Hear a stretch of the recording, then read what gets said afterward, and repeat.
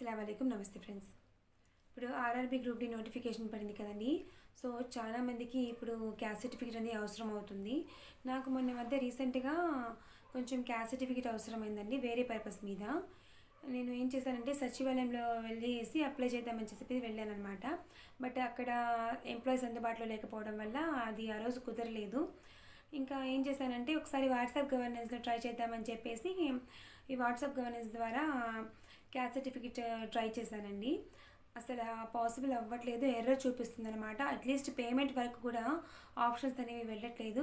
So ఎవరు కూడా try చేసి టైం వేస్ట్ చేసుకోవద్దండి. వాట్సాప్ గవర్నెన్స్ ద్వారా అయితే క్యాస్ట్ సర్టిఫికేట్ అసలు డౌన్లోడ్ అవ్వట్లేదు. నేను సచివాలయంలో కూడా ఇదే విషయం అడిగాను. వాళ్ళు కూడా నాకు అదే చెప్పారు, క్యాస్ట్ సర్టిఫికేట్ డౌన్లోడ్ అవ్వట్లేదండి వాట్సాప్ గవర్నెన్స్లో అని చెప్పేసి. సో మీరు టైం వేస్ట్ చేసుకోవద్దండి. ఇప్పుడు దగ్గరలో ఉన్న సచివాలయంకి వెళ్ళండి, అప్లై చేయండి. లేదా మీ సేవా సెంటర్ ఉంటే కనుక మీ సేవా సెంటర్కి వెళ్ళి అప్లై చేయండి క్యాస్ట్ సర్టిఫికేట్.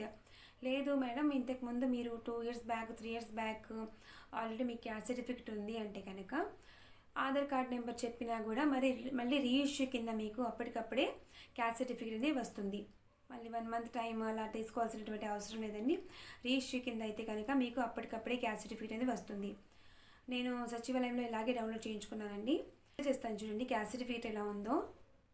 ఓకేనా, అంటే క్యూఆర్ కోడ్ మాత్రమే ఇచ్చారనమాట. వైట్ పేపర్ మీద సచివాలయంలో వాళ్ళు రీఇష్యూ కింద చేస్తే కనుక మన వాట్సాప్కి అది పీడిఎఫ్ వస్తుందన్నమాట. పీడిఎఫ్ని మనము వైట్ పేపర్ మీద జిరాక్స్ తీసుకోవచ్చు అండి. ఓకేనా, ఎటువంటి ఇబ్బంది అయితే లేదు. క్యూఆర్ కోడ్ ఉంటే కనుక ఆ సర్టిఫికేట్ అనేది వ్యాలిడ్ అని చెప్పేసి చెప్పారు నాకు. ఇప్పుడు నోటిఫికేషన్స్ పడుతున్నాయి కాబట్టి మనకి క్యాస్ట్ సర్టిఫికేట్ చాలా అవసరం ఉంటుంది.